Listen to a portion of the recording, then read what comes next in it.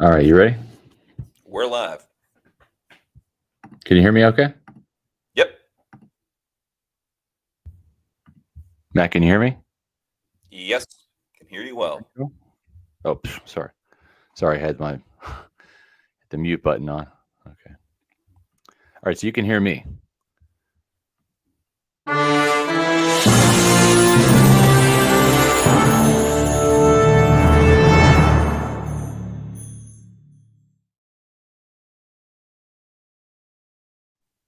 Welcome, Pewter Report readers, viewers, and listeners to a brand new edition of the Pewter Report podcast, energized by Celsius, the official energy drink of PewterReport.com.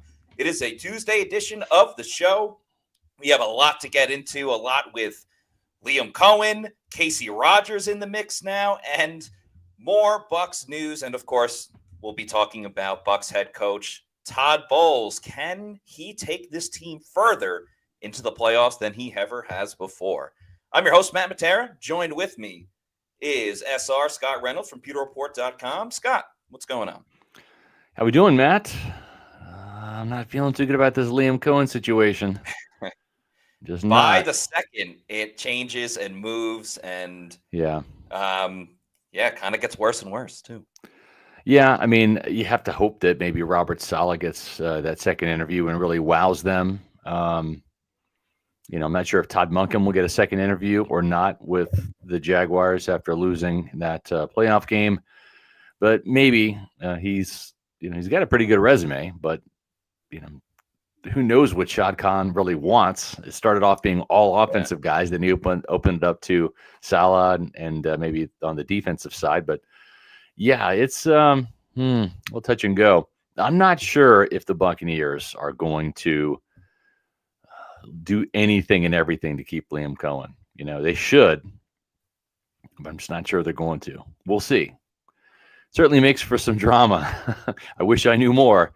If I did, I would share it. Feels like the Bucs are kind of, I don't know if it's the Bucs versus Liam Cohen or the Bucs versus the Jaguars, and it's like they're kind of playing a game of chicken and still waiting for Cohen to either fully accept it or for the Jaguars to, I don't know, maybe go in another direction. Because I was thinking as well, with them interviewing 3 different candidates and Cohen being one of them and also being the first one. Yeah. I mean, you see it a lot of the times, and it's happening kind of right now with the Jets and Aaron Glenn, where you interview that guy, especially for the second time, the way that Cohen about to do it, and you don't let that person leave the building, as they say. That's kind of the expression of like, you get the deal done then and now.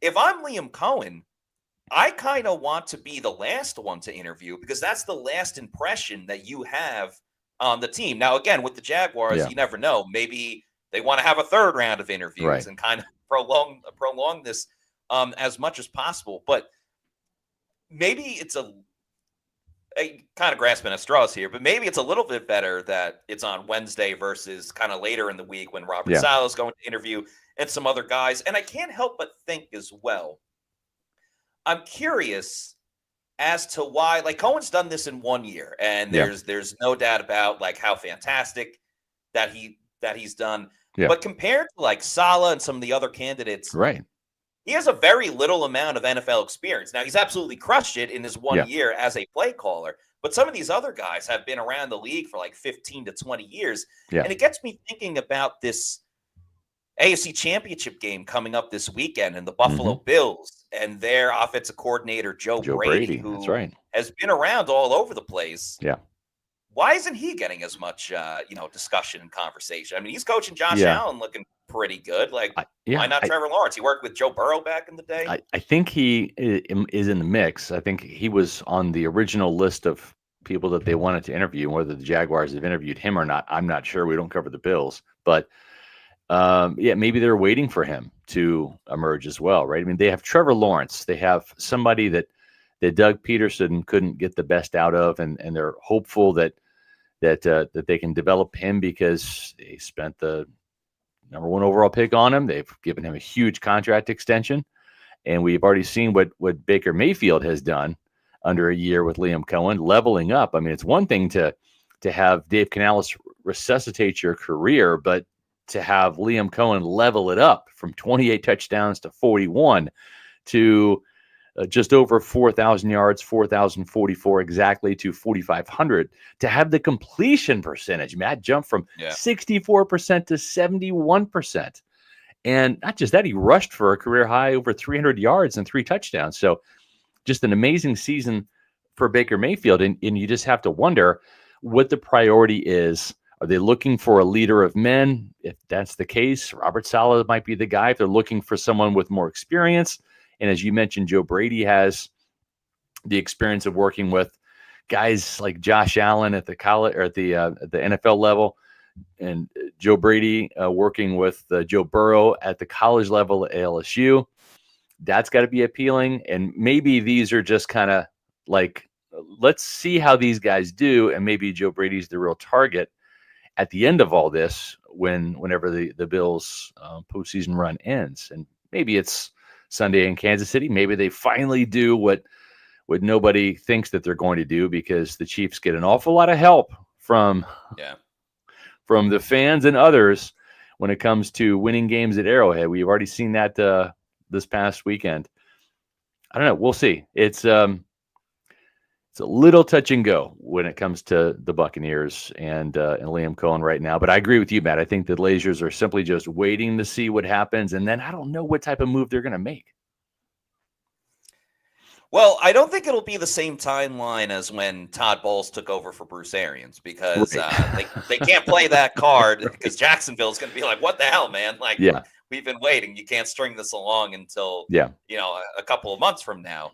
And everything like that. And if you're a Bucs fan, you got to be rooting for the Bills on Sunday, because I believe coordinators that are going to the Super Bowl, they can interview during that bye week. Yeah. And Joe Brady would never be riding more high than just knocking off Patrick Mahomes in Kansas City and getting Buffalo to their first Super Bowl since Jim Kelly was absolutely playing. Yeah. And also, you also have to be rooting for Robert Saleh to make his pitch to the Jaguars, being like, listen, the Jets, that was them. That was the meddling of the ownership and just complete incompetency and dysfunction for years and years and years. That wasn't me as a head coach. Look at when I got fired, how much worse it got once I was in. So I think those are the things you got to be rooting for. Yeah, so let me ask you, Matt, as somewhat of a Jets aficionado, being from that area and that kind of being the team you grew up following, when you look at Robert Saleh and how he handled the quarterback situation, right? He had everything from a younger guy in Sam Darnold to obviously a guy that's kind of on his last leg in Aaron Rodgers, right? Kind of two ends of the spectrum with Zach Wilson kind of like in the middle, right? How do you kind of how do you describe Saleh's tenure with the quarterback position? Even though he's a defensive minded guy, he's a leader of men. He is that. He's not an offensive coordinator or play caller, but the quarterback obviously is a key thing in Jacksonville with Trevor Lawrence. Yeah, for sure. So it was mostly Zach Wilson that was there when it was his tenure. Zach Wilson, I truly just think it was a bad pick. Yeah. And certainly that's on the GM, but it's on him as well. Like they had Mike LaFleur in there, the LaFleur brother, whichever one isn't the Packers head coach. He was the offensive coordinator in there. Obviously that family comes from a pretty good coaching tree and just could not develop Zach Wilson at all whatsoever. So the offense struggled heavily because of it, because 2 seasons ago, Zach Wilson's last season, Aaron Rodgers' first season when he popped his Achilles in the first game, that Jets defense was absolutely lights out. They were keeping the Jets in games based on their offense not being able to score like more than 10 points. Yeah. The Rodgers situation this following year is when the defense really took a step back. But remember, Robert Saleh got fired like 5 weeks into the season. Yeah. The defense was more of the issue this year. A new play caller as well. If I was the Jaguars, I'd certainly have my worries about Robert Saleh being able to find the right person to coach Trevor Lawrence as an offensive coordinator, as a quarterbacks coach. That would be a big concern for me, because he had it with LaFleur, but didn't stay with LaFleur when Aaron Rodgers came through. Maybe he finds the right guy the second time around, but to me, that's kind of the biggest thing, because I think a lot of the players respect him. Maybe he was a little too buddy with Aaron Rodgers, but Trevor Lawrence in a very different situation in Jacksonville than Rodgers was coming to the Jets. So, yeah, clean up that defense. You have some nice pieces. There's a pitch you can make, but I don't know if it's the best one for Robert Saleh. Yeah. Speaking of the Jets, Henry Gigante says, good news. The Jets hired Redskins, Commanders assistant GM. And that would be Lance Newmark, I believe. Yeah. Yes. Lance Newmark. I'm not sure if that hiring has been finalized. I know that he is believed to be the finalist right now for that position, but I don't know that they've hired him per se. Right. Yeah. I mean, it hasn't been like officially reported just yet, but all signs are pointing to that. Because again, the connection with Aaron Glenn going back to him being in Detroit and Glenn being their defensive coordinator. So we'll see. Yeah, so that would be some good news right there. Mike Greenberg would stay in Tampa for sure. And now the interesting thing is we have not heard much from John Spytek with regards to how things went out there in Las Vegas. That's still a possibility. And from what I have gathered, I think it's a very good possibility that Spytek goes to become the general manager for Tom Brady out there. Would that trigger the Raiders' interest in Liam Cohen as a head coach? Could they emerge? I'm not sure. I don't know that that's been reported anywhere. That we've kind of speculated that because it kind of makes sense. I mean, if you're John Spytek, how are you not impressed with what Liam Cohen has done? At the same time, the Raiders might be looking for someone with more experience, right, for that position. And I believe Saleh, is he one of the candidates out there in Las Vegas? Probably should be. He's been linked more to the 49ers than the Raiders. That's true. But as a DC. Yeah. Now, here's another interesting thing, too, when it comes to Liam Cohen. And you almost have to wonder, because we're getting to the point where the musical chairs game is ending, and we're starting to see some of these positions getting filled. And if Aaron Glenn goes to the Jets, for example, and not that Robert Saleh is going to go back there. I mean, they fired the guy. Yeah. Right. But you look at this and you have to wonder, is this a situation where the Jaguars might want to pair Liam Cohen as a young head coach with Robert Saleh as a assistant head coach / defensive coordinator? Because of his experience, he could help shepherd Liam Cohen through some of those first-year head coaching trials and tribulations, kind of the way that Wade Phillips back in the day helped Sean McVay out there in Los Angeles with the Rams. The pairing makes sense for sure. Like the Jaguars would have every reason and incentive to do it. I just don't see, and I know it was a down year for the 49ers, but if you're a Robert Saleh and you're looking at the Jaguar situation or going back to the 49ers where you coached a lot of those players, you're with the coaching staff that you know very well. The only reason why you left is because you got a head coaching job. Yeah. Sometimes you got to go backwards to go forward, or whatever that saying is. So it makes every sense in the world for the Jaguars, but for Robert Saleh, I'm trying to find the true reasoning behind it. Yeah, exactly. So it's hang on tight. This may not get situated for a little bit, unless Liam Cohen just blows the doors off the barn and with his interview and really wow them, and then it's and then this team might be able to steal him away from the Buccaneers, and the Buccaneers might be looking for their fourth offensive coordinator. Yeah, because they let go of Byron Leftwich, then Canales, who went to the Panthers, then Liam Cohen, who may end up with the Jaguars. So those type of animals, Bucs are not fans of. They come from a similar. Yeah. We go to the Senior Bowl every year in Mobile, Alabama. We're going next week. We're going to have shows on Monday, Tuesday, and Wednesday live from Mobile. We don't like to do offensive coordinator interview stories while we're in Mobile, but we've had to do that. I've had to miss a couple of practices in the afternoon, running out to the car to grab the laptop and in the bowels of the University of South Alabama's stadium, crank out some stories on the latest interviews for offensive coordinators. It'd be nice just to go to Mobile and know who the offensive coordinator for this team is going to be, Liam Cohen, and just watch these players, right? I mean, right. So, look at a wide receiver and be like, that's a Liam Cohen guy. Yeah, exactly. That would be nice, wouldn't it? So we'll see. It's hang on, folks. I said over yet. As Kieran Budd says, anyone else feeling really deflated and disappointed right now with all this Cohen news? Well, it ain't over yet. So we'll see.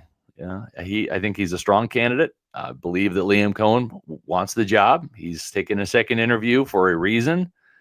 It's not to leverage the Buccaneers. Trevor Lawrence, that's a pretty good building block. And you take him, you take Brian Thomas. They have a nice 1-2 punch of running back with Tank Bigsby and Etienne. So there's a lot to like in Jacksonville, and they've got some pieces on defense too. So we shall see. But you mentioned Casey Rogers. That was a little bit of a surprise news. So let's kind of dive into that, and we'll get into today's topic about what Todd Bowles can do in the playoffs to actually win more games than his 1-3 record. And this kind of came out of nowhere a little bit with Casey Rogers, the Bucs defensive line coach. Golly, Matt, if there's one guy on the defensive staff that did a good job this year that we don't want fired, it's Casey Rogers. Don't lose. Casey Rogers, what are you doing? Come on. Casey's been the glue that is stuck together with this defensive coaching staff. So the news earlier was from Ian Rappaport of NFL.com that Rodgers is interviewing today. So there's a chance that it already happened. But Casey Rogers, not to be confused with Aaron Rodgers, but Casey Rogers was interviewing with the Green Bay Packers for the defensive line coaching position. So his contract is up in Tampa, meaning that he could technically go anywhere that he wanted to. Yeah. What's interesting is that he's got a good gig here in Tampa Bay. He's not just the defensive line coach. He's also the co-defensive coordinator, run game coordinator, with Larry Foote being the passing game coordinator. And it also, I understand, Bucs fans, and let's remember, we gotta mix up the two, or we gotta separate the two, because when we say that the Bucs defensive coaching staff needs changes, we don't mean the defensive line. That's and right. I see some people on social media being like, see, like, we've wanted these changes. Now you're getting those changes. And that's true with cornerback and safety and outside linebacker. But Casey Rogers has been, and don't get me wrong, like, Vita Vea is extremely talented. Kalijah Kancey is extremely talented. They deserve their credit, their flowers for everything that they've done. But since Casey Rogers has been here, the Bucs have been one of the best run-stopping defenses in the league. They were 4th in the league this year, and they haven't even looked as good as they have been, 3 or 4 years prior. But they were still 4th best in the league in stopping the run. And by the way, on top of that, which is even more important in my opinion, is that somehow, it's important to the position group, the defensive tackles have become the premier pass rushers of the Tampa Bay Buccaneers. I know. Kalijah Kancey, 7.5 sacks, led the team. Vita Vea, not far behind, with 7 sacks on the year. Logan Hall, we talked this last offseason, like a year ago from now, or prior. We were talking about Logan Hall. He's probably not going to be back once his contract is done. And what did he do this year? He had a career high in tackles, had a career high in 5.5 sacks, and that tied him for 3rd in on the Bucs with Levante David at 5.5. So 7 tackles, Matt. 7 tackles against the Commanders. I thought it was his best game. He had 5 solo tackles, hit career high 7 tackles in that playoff game. So if you want to say Vita Vea and Kalijah Kancey, they're just all-world talents. Sure, there's an argument to be made there. But Logan Hall, we were not saying the same thing about Logan Hall. And his development was on point this year. Casey Rogers deserves credit for that. He does. Why is everyone saying Casey Rogers should be gone when the defensive tackle room is the only room that really showed up on defense this year? I know. I'm hoping because, listen, like I've said on yesterday's show, don't want to ruin anybody's Tuesday here, but Todd Bowles isn't going anywhere. The only way that this team would let him go is if the Glazers decided that they were going to lose Liam Cohen to Jacksonville, and they decided to pull a switcheroo and swap out Todd Bowles for Liam Cohen. And I don't know that that's going to happen. I don't. They like Todd Bowles. He's a leader of men. He's leveled up from 8 wins to 9 to 10. I'm not campaigning for Todd Bowles, nor am I saying he should be fired. I'm just stating facts. And if you're pro Bowles, you might not want to hear, or you might want to hear it. You might disagree with me. If you're anti Bowles, you're let's get rid of this guy. But the facts are, he has taken his team from 8 to 9 to 10. There's a lot of warts in there too. We talked about yesterday about winning in week 18 the last 2 years for the division title. He hasn't blown any of these teams out. He even got swept by the Falcons this year. His Buccaneers did. So, having said all that, I just don't think that Todd Bowles is going to get fired. I put his chances of coming back at 90% yesterday. And I told you the only way that's not going to happen is if this team has a sudden change of heart. And I say team, I mean ownership. Has a sudden change of heart, and Liam Cohen does get an offer from Jacksonville, and they reconsider the coaching situation here in Tampa. I also said yesterday that I did not expect any coaching changes on the defensive side of the ball. And there's a chance that Casey Rogers, who is tight with Todd Bowles, Rodgers' contract is up right now. So he's a free agent. If I'm Casey Rogers, or if I'm Casey Rogers' agent, I'm going on any interview that I can. I know that the Buccaneers have already made him an offer to come back. I just think he's out there trying to get a better offer, right? Because when you have competition, it drives the ante up a little bit. So, if I'm Casey Rogers. I think that's a good move. I think that's a good move for Casey I would Rogers. do it in a heartbeat. Yeah. Why not? Why not use something as a bargaining chip? And you know, the Packers are a pretty good team too. I mean, they've gone the same length in the postseason the last 2 years, the same way that the Bucs have. Yeah. Unfortunately for me, because I've called for these guys to get fired, and it's not going to happen. So maybe I'm wasting my breath. But George Edwards, outside linebackers coach, still under contract. Kevin Ross, cornerbacks coach, still under contract. Nick Rapone, safeties coach, still under contract. So not sure about Larry Foote, but I've said if Todd Bowles wants to keep his co-defensive coordinators, Larry Foote and Casey Rogers, I'm fine with that. But I think that they need some changes at the outside linebacker position and the two secondary coaches. But my last name is not Bowles, so I don't get to make that call. Yeah, only a couple of people can, and I'm fine with giving Bowles another chance. I know a lot of people are unhappy about that, and whatever the case may be, they play in a bad division and all of that stuff.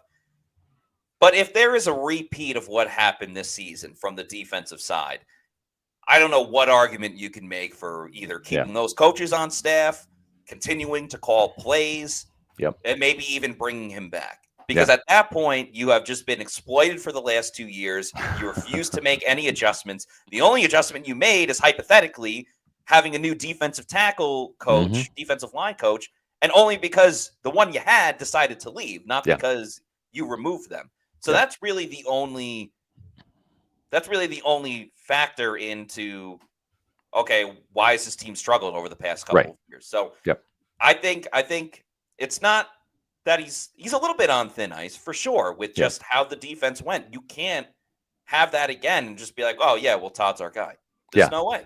Yeah, no, I agree. And listen, if they didn't make the playoffs this year, had they lost to the Saints, I don't think he would be the head coach, right?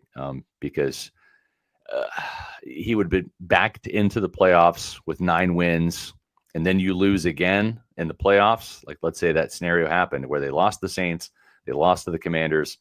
Now you're 9 wins instead of 10 because they got that 10th win in the playoffs, and then you lost in the first round where you made the divisional playoffs.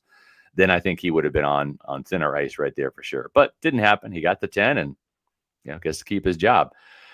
We are greatly blessed to have so many awesome Pewter Report, Pewter Platinum members. And I want to take the time here to thank Scott Federico, Rathel Gordon, Noah Parr, Scotty J, Dave Anderson, Eric McMillan, Zach Jarvis, Hezo813, Ash Fishpool, Joel Elrican, and Sam for your support. We greatly appreciate that. We do that every show, and we certainly appreciate the support of our Pewter Platinum members. And we want to give a shout out to the new Pewter Report TV channel members that have joined us over the past week or so. These have either joined, rejoined, or leveled up their memberships. Moises Souza, Anthony Funicello, Connor Wittig, James G, Tardizard, he's 0813, Paul Connor, Ash Fishpool, Zach Jarvis, Paul, aka OG Baker Bro. Some of these people have leveled up. Joel L. Rican, Judith Geist, Stubby Ryan, Sam, Stephen Mortensen, and John Dale Morris. And we have a ton of Pewter Premier members, and we're going to let these people get their due as we continue to move along with the show here. Greatly appreciate all the support of our Pewter Report TV channel members. And I would be remiss if you want to help us in two ways. I'll let you know about the first way right now. We are 14 subscribers away from 17,000. Let's get this done today. We're 14 away. So if you're watching this show, whether it's live or whether it is the archived version after we go live, just hit the subscribe button and become one of almost 17,000. We need 14 more to get to 17,000 subscribers on our Pewter Report TV YouTube channel. You guys have been awesome in supporting our channel. We're cranking out more videos. If you haven't seen, I've got a new Pewter Pulse. Matt did a couple of videos the other day. We've got Adam's top 10 takeaways that's out, came out this morning, and more video content on the way. Remember, we're going to be at the Senior Bowl next week too. So your memberships help support our travel efforts too, and going to places like Senior Bowl and Indianapolis for the NFL Scouting Combine, the NFL Owners Meeting. We go to those places to provide you guys with the best Bucs content because you all deserve it. And if you want to help in more ways than just hitting the subscribe button, there's another way you can do so. That's by becoming a Pewter Report TV channel member. And there are 4 different membership levels: $3.99 for the Pewter People member, $6.99 for the Pewter Pro member, the Pewter Premier member, $9.99, and the Pewter Platinum member at $24.99. They come with different levels of perks. You can find out more by clicking the join button on the front page of Pewter Report TV, and it'll have all the descriptions, and you can find the best fit for you. We greatly appreciate you guys helping us grow our Pewter Report TV channel. Before we get to some more news, one more little plug. Help your business score new customers. Advertise with us. We have some sponsorship opportunities here on the Pewter Report podcast on our pewterreport.com website, which reached over 1.5 million unique visitors last year. Tremendous number. And we also have over 100,000 combined social media followers between Instagram, Facebook, YouTube, and X. So if you're interested in advertising with us and sponsoring some of our content, email me at sr@pewterreport.com. That's sr@pewterreport.com. Well, we get to some super chats. Since, let's do it. Michelle C. has been patiently waiting for over an hour now. Thank you to Michelle C. for this $5 super chat, who says, Bleacher Report just put out something saying that Liam is probably going to accept the Jaguars job. Why aren't the Glazers fighting for him? Well, to do so would mean that they would have to fire Todd Bowles, right? Because there has to be an opening for there to be a situation where Liam Cohen would fill the head coaching job. And right now, they have not fired Todd Bowles. And I'm not sure that they're going to. Again, there is a faction within this organization, and I think rightly so. Todd Bowles is a great leader of men. The culture, Matt, you've been in this locker room for years now, and the locker room culture is as good as it's ever been. There have been times where you and I, Adam, were in the Bucs locker room. This team has been 4-6 twice, 4-7 last year. Yeah. Not this past season, but the year before. And there was no division. There was no finger pointing. There was team unison, team camaraderie. Say what you want. I understand. 3-1 starts, you get the credit for that, right? And you lose 4 in a row, which they've done in the last 2 years, each of the last 2 years. And he's dug this team out of a hole. Matt, you have to blame Todd Bowles for digging the hole to begin with, right? But then you got to give him credit for digging out of the hole. But throughout all of this, and we have off-the-record conversations, we've tried not to be instigators, but just try to get to the bottom of things, right? And there's no cracks within the ranks. There's no division. This is a tight, unified team that loves playing for each other. And honestly, they love playing for Todd Bowles. There's something to be said for that. There's a reason why this team has done what it's done over the past 3 years. Yes, he has shortcomings when it comes to personnel on the field, being too slow to react to things, whether it was Luke Gedeke in the starting lineup as a rookie, whether it was Devin White 2 years ago, whether it was KJ Britt last year, right? He's too slow to make some changes. We've seen the game management issues that pop up at very inopportune times. The defense has been too soft at times in terms of coverage.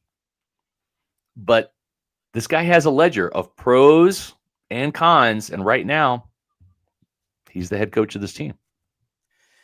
Yeah, that tight-knit group, everybody rallying around each other, everyone being together, I think is the best thing that Todd Bowles has going for him. And It was really interesting to see what Graham Barton said when the day after they lost to Washington and everyone's cleaning out their lockers. And Graham Barton's like, listen, I haven't been around here a long time. I'm only a rookie, but everyone keeps telling me it's not like this. Like other locker rooms, the guys are not as close as this Buccaneers team. So that's really important for Todd Bowles. And I think another great example of that is take the offensive line, for example.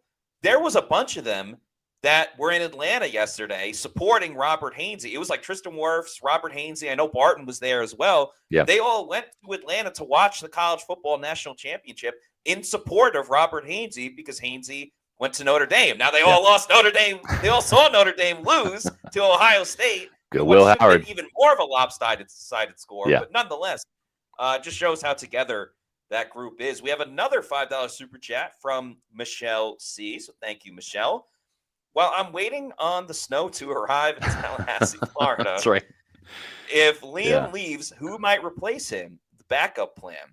Yeah. One thing that's important, I think, is if Liam Cohen does leave, the offensive coordinator position of the Buccaneers is way more appealing now than it was when they were trying to hire Liam Cohen last year. And that is a good bargaining chip for the Bucs. No, you're exactly right. And they can attract more names. And remember, over the last 2 years, they've interviewed like about 10 guys each year, it seems, right? I mean, they've cast a wide net.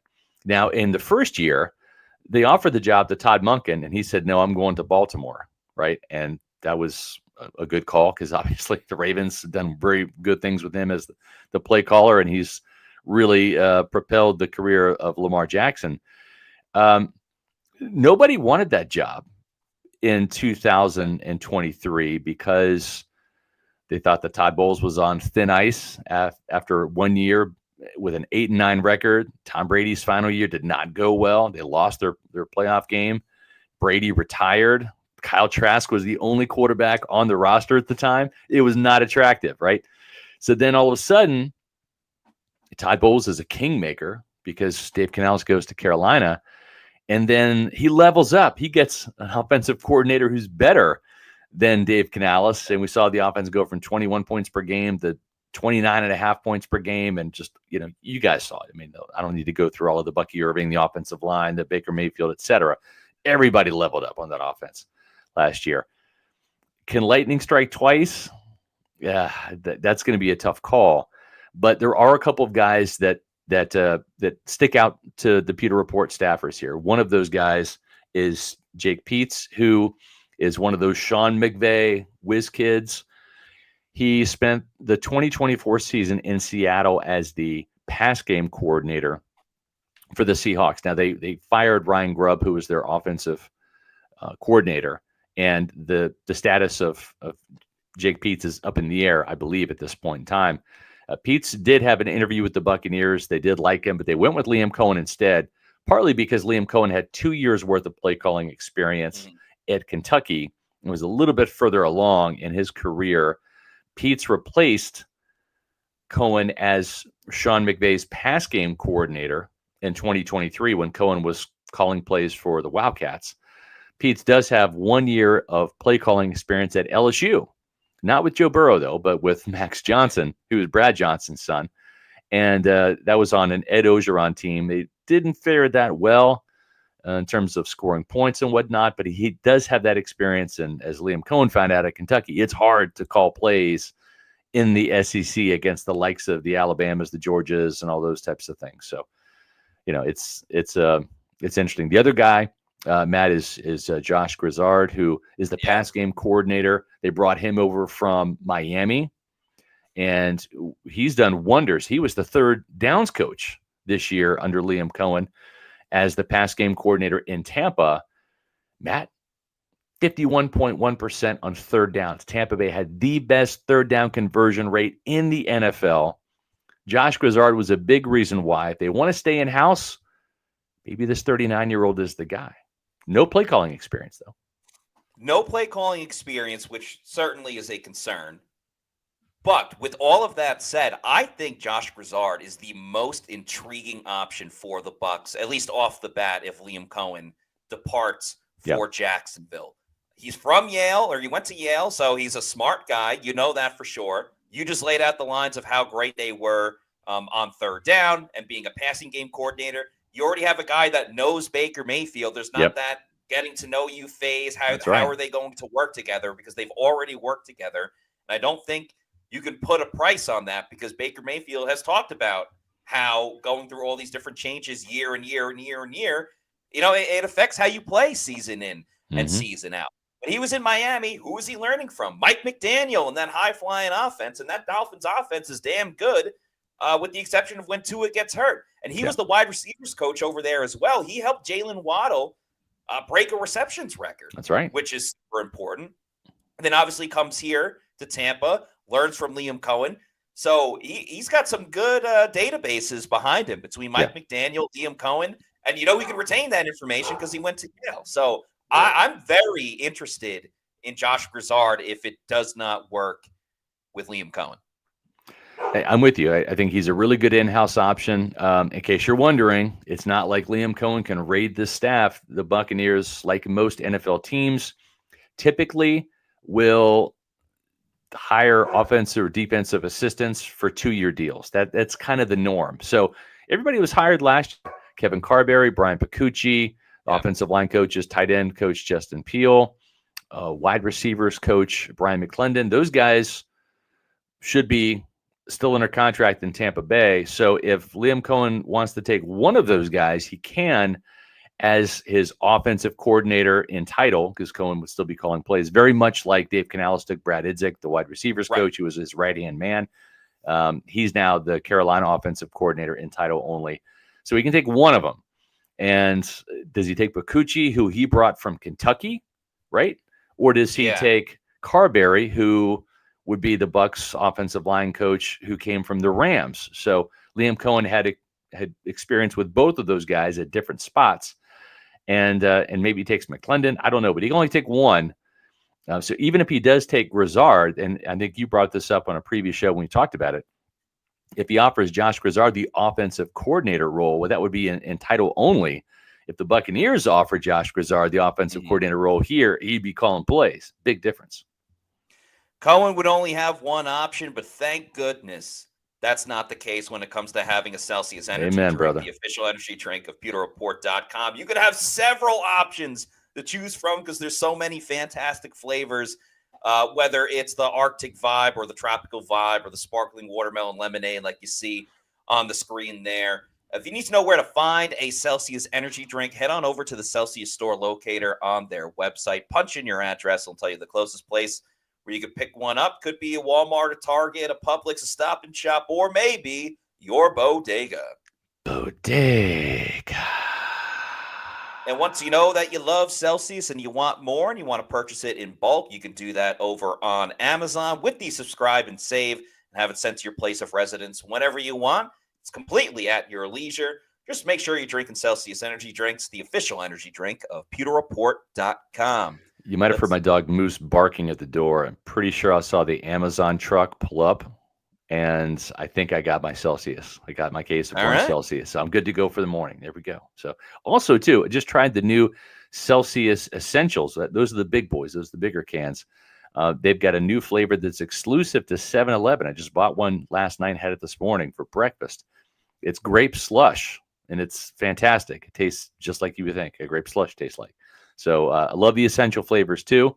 And the new one, which is exclusively available at 7-Eleven right now, is the grape slush. And have not found this around town much, but the Playa version, or as I call it, the Playa version. This is a pina colada, sparkling pina colada flavored vibe. that is fantastic. The playa vibe. This is also new. This is an empty can though because I drank it all, so it's really good. So lots of new flavors from Celsius. Make sure you're checking them out on Amazon and place your order, and they'll ship it right to your house, just like I get a shipment here too. Yep, Celsius.com and Amazon. Let's keep these super chats going. Thank you to Kathy Gillespie for the $4.99 super chat. When Cohen was hired, I was concerned with how much he ping-ponged around, never stayed put. Concerns may come to fruition. Poor Bake and the boys. Yeah, I will say this, though. It's like everybody, when you're an offensive-minded head coach, right, like Sean McVay, guess what? If you have an assistant that wants to call plays, they're going to have to leave to do it because you're not going to give up the play calling duties. So just like anybody, they've got career ambitions. And Liam Cohen went to work with Will Levis at Kentucky, had a really good year. He was able to be lured back to LA to become the pass game coordinator. He did that for a year, actually called a couple of games for Sean McVay during that disastrous 2022 season where they had the Super Bowl hangover and they got a bunch of injuries. Stafford got hurt. Cooper Kupp got hurt. Baker Mayfield came on at the end of the year. So Cohen got a little bit of taste of that. He liked the play calling so much so that Kentucky hired him back in 2023. So sometimes you got to go where the action is. So I can't blame Liam Cohen for wanting to level up his career. And just like right now, as Dave Canales found out last year, Matt, when they knock on the door, for you to answer, and the head coaching opportunities on the other side of that door, it's hard not to answer that door and walk on through. Right. They are understandable concerns to have with Cohen kind of going from Kentucky to the Rams. But it is important to specify that he went back to Kentucky because he wanted to keep calling plays and do it for an entire season. And clearly that helped him when he got back to the NFL with the Buccaneers. Yeah. FBC, thank you for the $5 super chat, says, with Cohen, worth noting, McVay's offensive coaching tree have become very good to great head coaches so far. Zach Taylor, KOC, Kevin O'Connell, who just signed a new contract extension with the Vikings, and LaFleur. Yeah. Coincidence? Hey, he's got a great offense. He knows what he's doing. Yeah, for sure. I mean, Sean McVay's got a really good system, and I think we saw Liam Cohen kind of put his own spin on it and really kind of evolve, right? He introduced the pony package, a lot of 21 personnel. This team was kind of more 12 and 13 personnel at the end of the year without Chris Godwin. At the beginning of the season, they were more 11 personnel, and they had Godwin and Evans and Jalen McMillan. So I just love the way that Cohen really maneuvered throughout the season. Each game was its own kind of different entity. It wasn't like, this is the Bucs offense, try to stop it on a weekly basis. It's static, it's in a box. No, like every week there were different elements to it. And he just attacked teams' weaknesses and their defenses in different ways.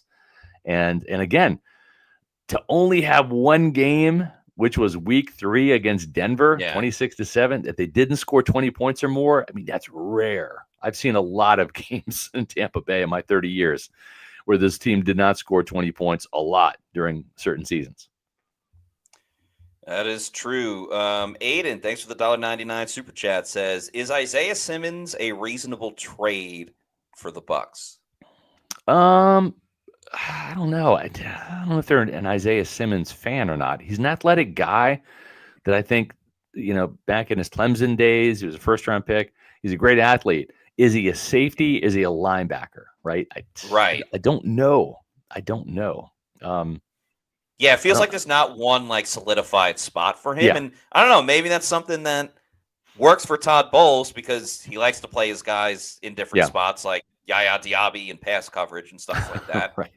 So maybe it would be a fit for the Bucs, but well, not sure. Some programming notes. We're in the middle of the off season. I mean, not really, just started, but we're in the middle of our off season week. This is Tuesday. We have 2 more podcasts coming for you. Actually, we've got 3 more podcasts coming for you.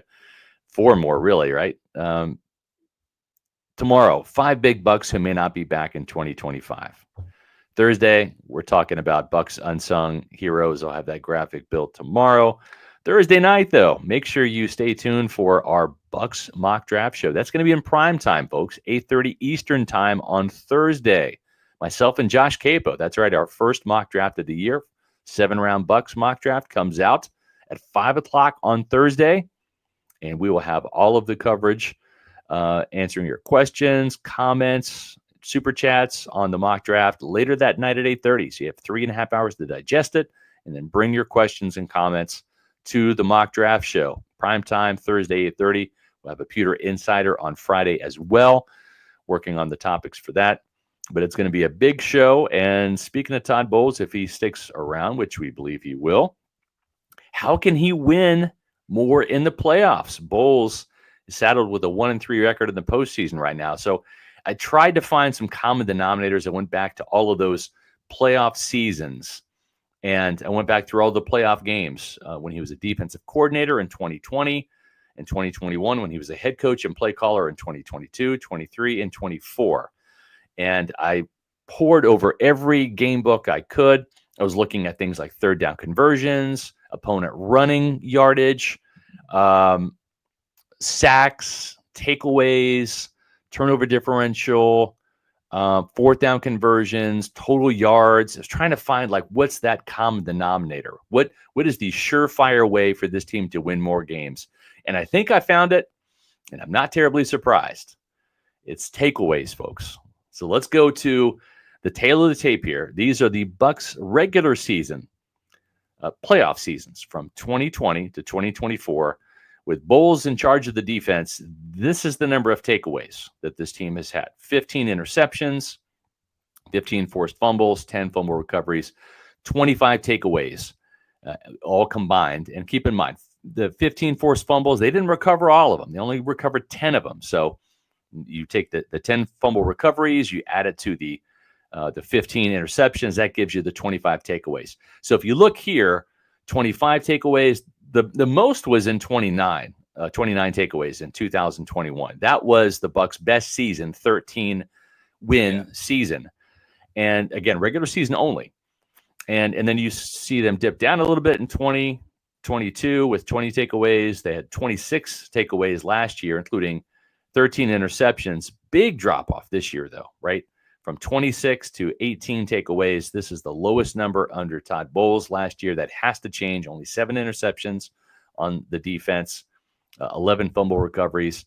So that's not good. So you take the regular season, right? And we see those takeaway numbers. Now let's see what happens to the Bowles' defense in the postseason. Well, in the 2 playoff seasons where Todd Bowles was the defensive coordinator, the Buccaneers went 5-1, right? They won 4 games in the 2020 postseason, including that Super Bowl win.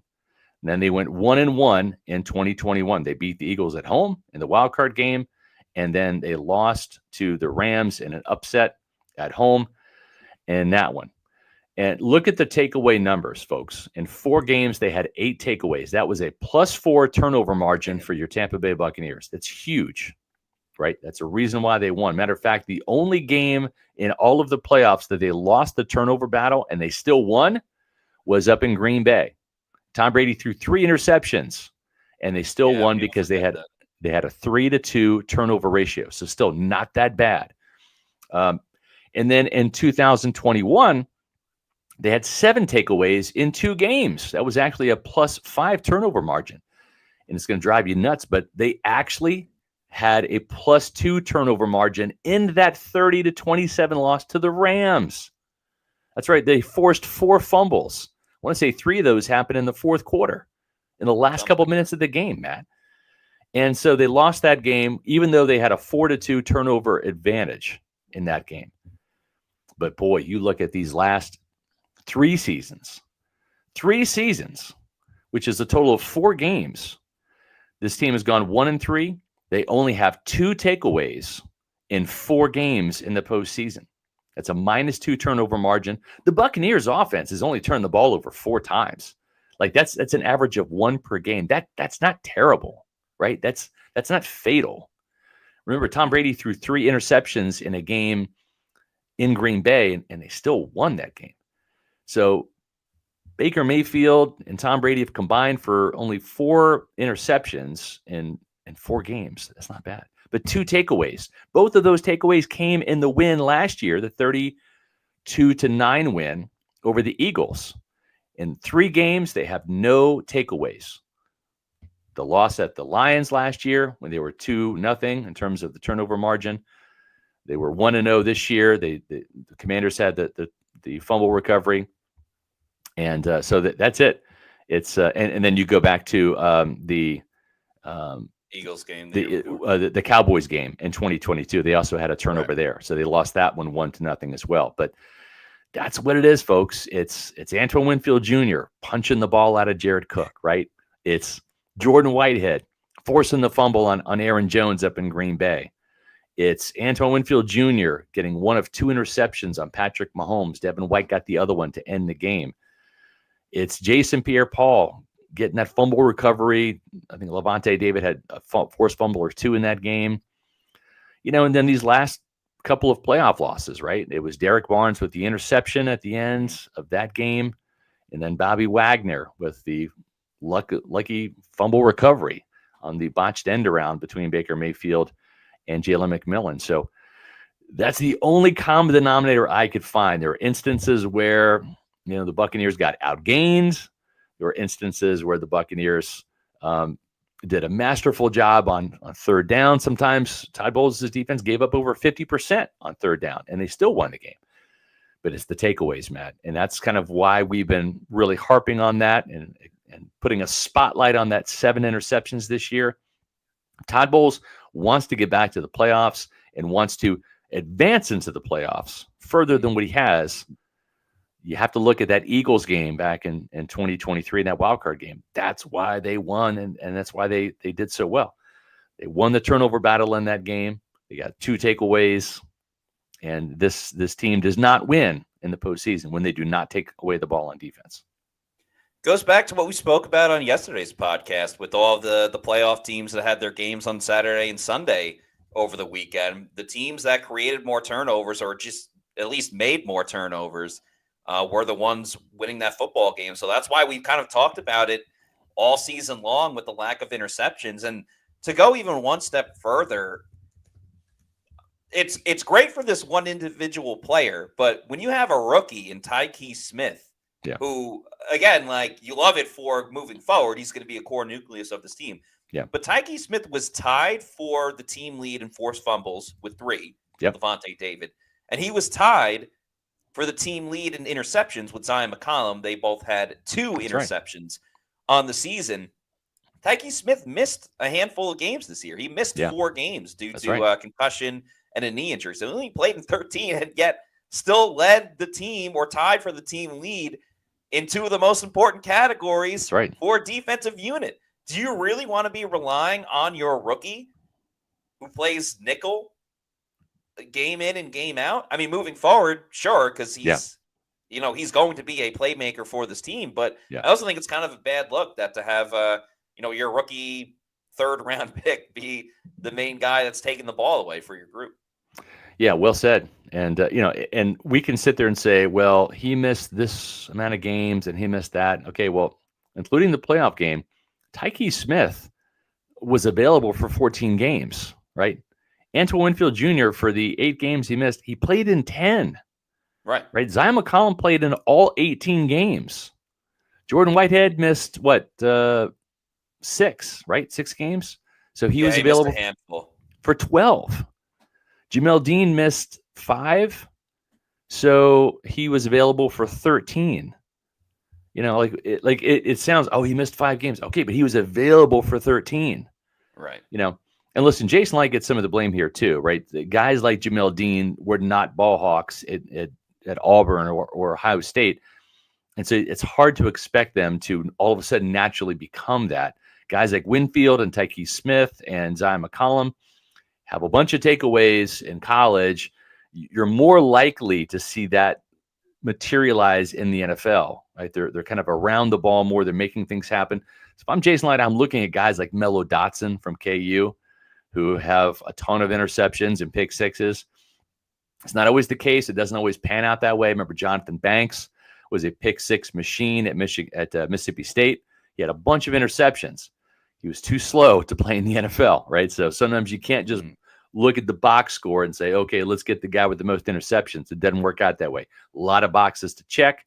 including athleticism, size, speed, football IQ, tackling ability, coverage ability, right? It's not just because interceptions are sometimes they're fluky. Sometimes you're just a Rondé Barber, right place, right time guy, and you're getting some of those interceptions off tip passes and deflections and things like that.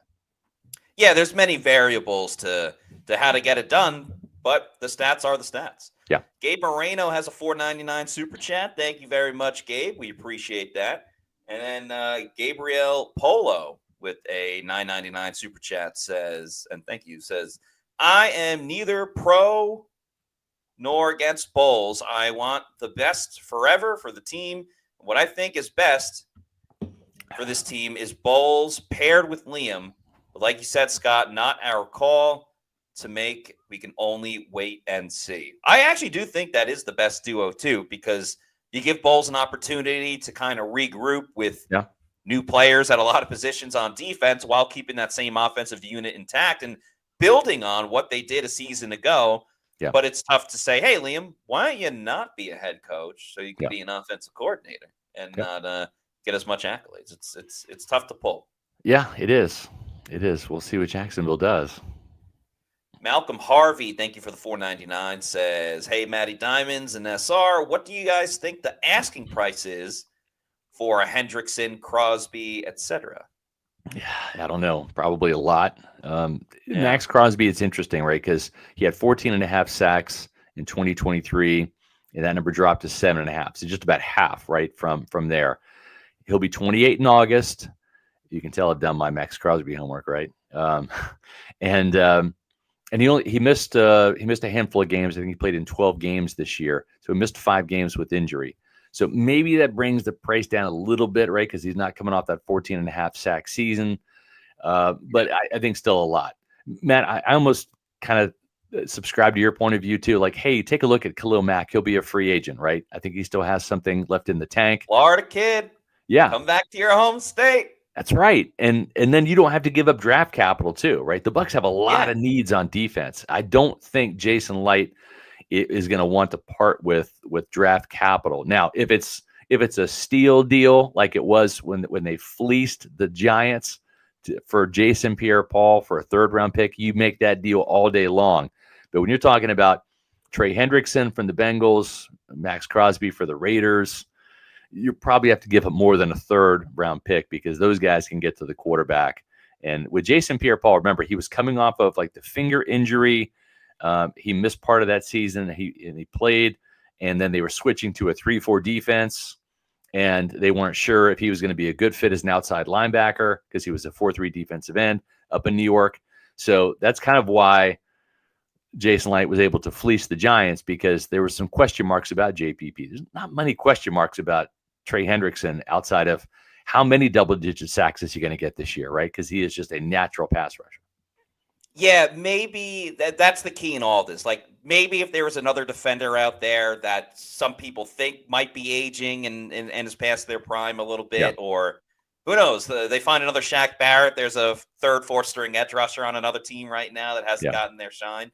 Maybe it'd be a little bit different. The guy that is, having the questions of, is he aging, is Khalil Mack. But to your point, he is a free agent and probably is the best option for the Bucs considering what else is going on. Chris Genovese says, Mack is a beast. Yeah, he's done it wherever he's gone, between the Raiders, the Bears, SUNY Buffalo, and the Chargers now. So, hey, he played in the cold in Buffalo and Chicago. He did.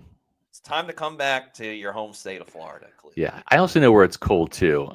It's cold here in Florida. My daughter Ellie, who's in Manhattan, Kansas, starting her next semester at Kansas State. It's minus 11 degrees. It's going to be snowing up in Tallahassee here in a little bit if it hasn't already with this storm. It also, from what I understand, it also kind of snows in Colorado too. At A-Muni Financial, we help you live in the now. Dude, congratulations. We're so happy for you. Thank you. And even though the now may feel very different, you still need to plan for the future. How's retirement treating you? Oh, just fantastic. I know I say it all the time, but you really got to come up to Colorado. Let's do it. All right. Yeah. We can help you develop that plan to keep you on track so you can still prepare for tomorrow, today. A-Muni Financial. Plan ahead, Stay ahead. That's right. It's cold in Colorado. It snows there, but if you like to ski, it's the place to be, right?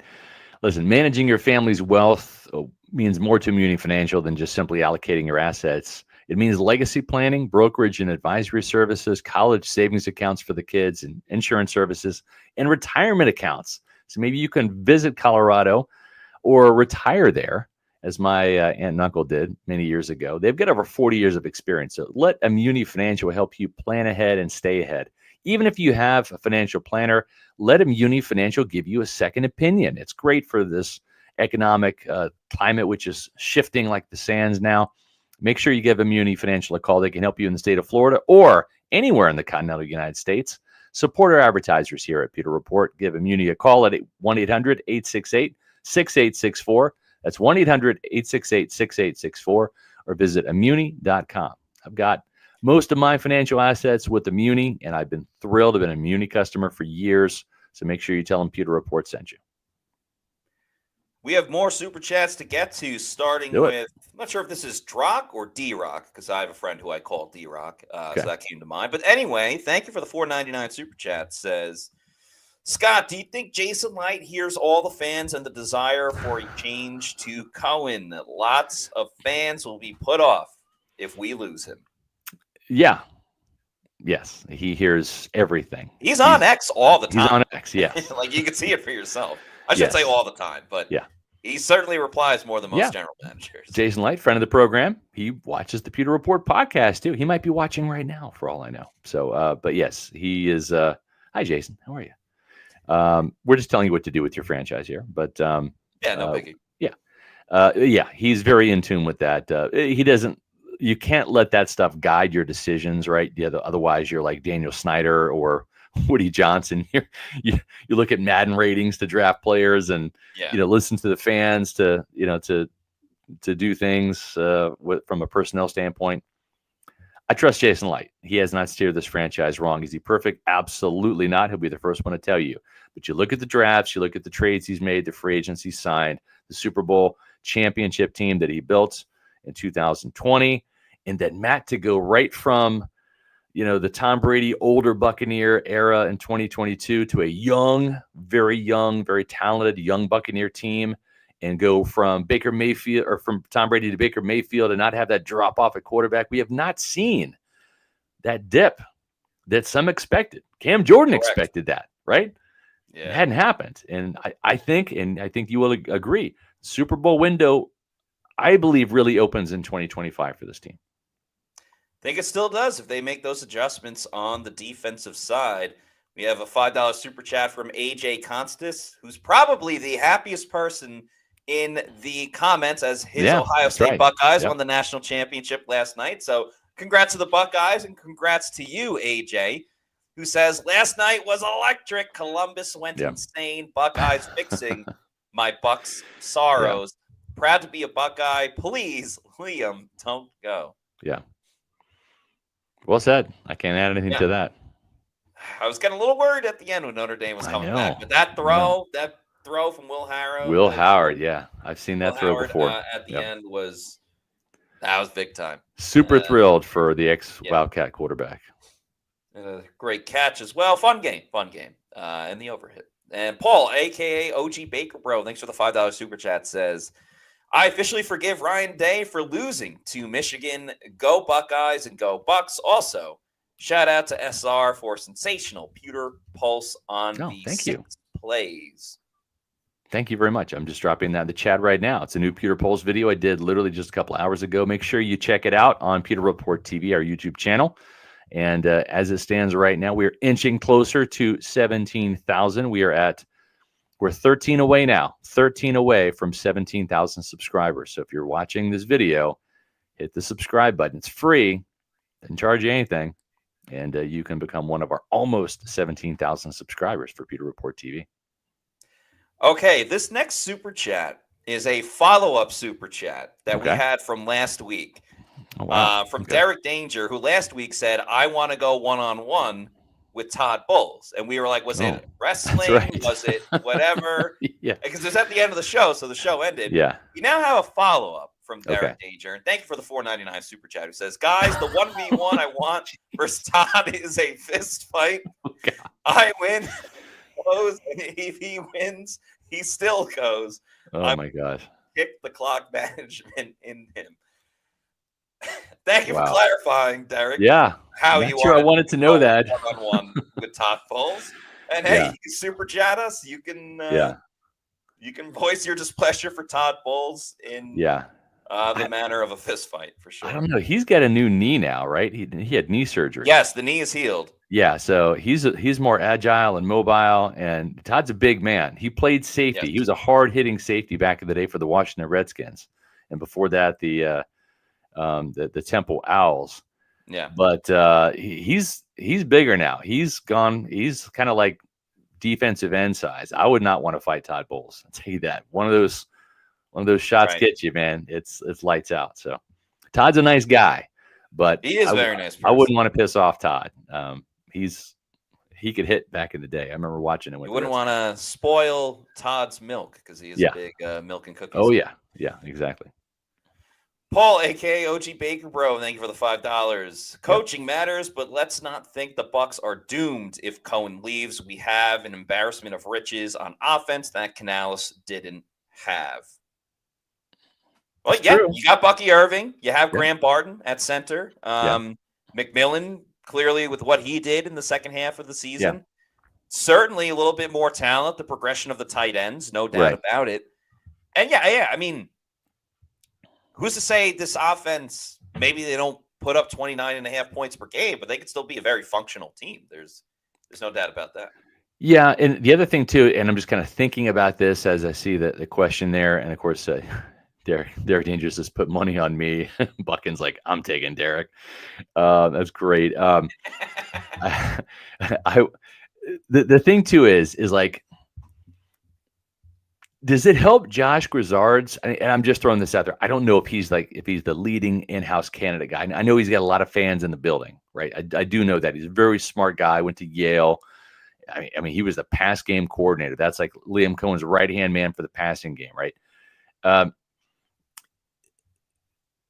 With him staying, you have to wonder, like, does he have a knack for play calling? We don't know. It's a bit of an unknown, right? It's not even like 2 years at an SEC school like Liam Cohen where you could judge, right? Or even a year at LSU that you could judge Pete's on. So that would be an unknown. But Matt, the thing is, if you bring in a new offensive coordinator, what's he going to want to do? Probably bring in his own staff, right? Yeah. Do you want to rock the boat with what Justin Peele has done at tight end? Do you want to rock the boat at what Skip Pete, who Cohen kind of kept on, right? Look at the running back room. It's the envy of the league, 1, 2, and 3. When you add up all three of those running backs, there's not another team that wouldn't take that entire room and swap out their 3 guys for years. Maybe Detroit because of Jamar Gibbs and David Montgomery. But I mean, Sean Tiger's number 3, that makes that room even stronger. So my whole thing is I just wonder, like, if Grizzard would be given a little bit more of a favorite status because you would have that coaching staff intact, right? You'd have McClendon at receivers and Justin Peele and the offensive line coaches and Skip Pete at running back. I mean, if he had a knack, and play calling is an art, you have to have a knack for it. If he had that knack, and we won't know until he gets a chance, I just wonder if that helps his cause as opposed to bringing in an outsider. Argument as well, and it's a little bit different, but you can make the argument as well. Like they had that with Dave Canales. Like Canales hadn't called plays yet in the NFL level. Now it was a risk, but it was a risk they had to take at the time before the scenario we laid out before, where Todd Bowles, we didn't know how long he would be the Bucs head coach for. Baker was very unknown at that point, trying to revive his career. So it's certainly a little bit of a different situation than what Grizzard is coming into. Right. But familiarity has always been very important for Baker Mayfield. I think even having Liam Cohen come in this year, who he knew a little bit, not even that much, like a month. Yep. But I still think that helped a good amount. And then keeping a similar offensive system, not having to go a third year with all of these adjustments and all these different things. And sure, there'll be tweaks and different things like that. But I think that's very important too. I agree. Yep. LDBC's Most Wanted. Thank you for the $4.99 super chat. Talking about Logan Hall, who says, Hall had career highs in tackles for loss, tackles, and sacks. Do you think he hit his ceiling? Would love to see him continue to develop. No, I don't. I don't think he's hit his ceiling. I think he's got some room to really grow and improve as a player. I think he's grown in the weight room. He's stronger. He's more confident. The light bulb switched on this year, and he finished with a bang. I mean, you go back and look at that tape. He had 7 tackles. That was a career high for him. I want to say his previous high was 4, maybe 5 in a game. He had 5 solo tackles. He was throwing offensive linemen around, shedding blocks, and playing really good football. Then you throw in the kind of been waiting for us to see that athletic pass rush side and 5.5 sacks, including 2 sacks against Kirk Cousins, a sack and a half of Justin Herbert. No, I think that, and listen, he's going to be in a contract year next year, right? And he's probably not going to stay in Tampa if he wants to start. I mean, Vita Vea and Kalijah Kancey are the starters, so he's going to want to go elsewhere. So yeah, I think we're going to see the best of Logan Hall next year. That it might even be better than 2024. That'd be a great sign for the Bucs. I could see like 2 more sacks next season. Yeah, I could see 7. Something like that. Right. Bucs Basement, thank you for the $10. Says, Bowl to assume this team can make the playoffs next year if Cohen leaves. Bowles keeps yes men, and he doesn't correct his issues this season. Cohen won't be here to save his ass again and carry him to the playoffs. His team's playing with fire to a degree because the offense from week 1 on wore the superhero cape, right? I mean, if it was not for the offense blowing the doors off people, the Buccaneers would not have won 10 games. Like, that's just a fact. I mean, we can debate the schedule. We can go game for game, and we can bear that out. So, yeah, there's a lot of truth to what you're saying, Bucs Basement. I agree. And, as I've said before, lightning only strikes twice in Tampa when it's Kucherov, Braden Point, Hagel, Hedman, and it's the wrong sport. We're not talking about football here. We're talking about Tampa Bay Lightning hockey. So I don't know if you're going to find as good of a coordinator, just because you've done it, just because you've leveled up from Leftwich to Canales, from Canales to Cohen, it doesn't necessarily mean you're going to continue to step up. Chances are the law of averages works out to where you fall down a bit. And I just don't know. It's the unknown. We'll wait and see. It's risky. Paul, a.k.a. OG Baker Bro, thank you for the $5 super chat, who says, shout out and apologies to Matty Diamonds for not pimping pewter picks and props as I should have. Yep. I bet small this season, but ended up green with $190. Nice. Thanks, bro. It's fantastic. With 2 diamond emojis. Paul, thank you so much for the kind words. You have pimped out pewter picks and props. You've pimped out Pewter Report. You've pimped out all of us. I'm probably saying that wrong, but you've pimped out our content a ton. So please don't feel bad at all. You are super nice, and we appreciate all of your support. And glad you won. That's the goal, right? With these shows is to not just do a gambling show, but be right about it too. So I'm very happy to see that you ended up winning some money. Yeah, and that's for sure. And I'm happy to see Briar Greaves back as an advertising partner with Pewter Report. We talk about you guys helping to support us with super chats and Pewter Report TV channel memberships. The best way you can support us is to actually give some of our advertising partners a call and see what they can do for you, because they're advertising with us because they care about you guys, the Buccaneer fan base.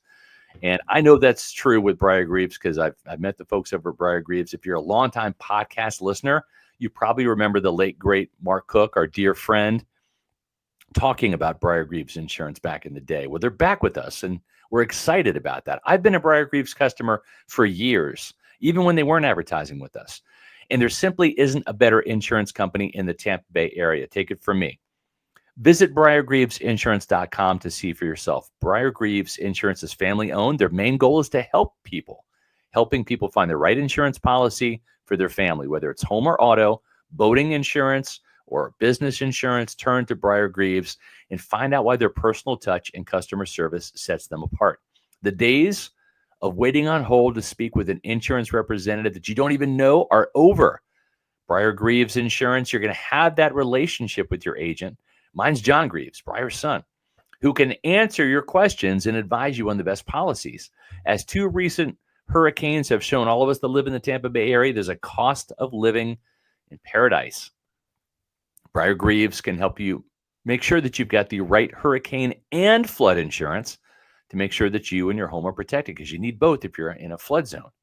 Visit BriarGreavesInsurance.com today. That's Briar, B-R-I-E-R, Greaves, G-R-I-E-V-E-S, or call their office today at 813-876-4166. That's 813-876-4166, and tell them that Pewter Report sent you.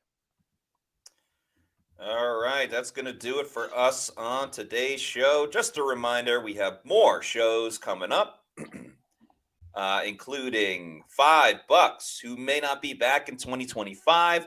We'll have another Thursday show at 4 p.m. and then at 8:30, the first live mock draft show of the season with Scott and Josh Capo. So should be a lot of fun, a little primetime viewing for people that can't make our 4 o'clock shows. So make sure you tune in. And also, in the meantime, if you're not already doing so, please follow us on all of our social media on X, Facebook, and Instagram. We are at Pewter Report. Our YouTube channel is Pewter Report TV. Please like and subscribe. Leave a comment on this video. For Scott Reynolds, I'm Matt Matera saying thanks, everybody, for watching. And we'll see you tomorrow at 4 p.m. for another edition of the Pewter Report podcast. Out.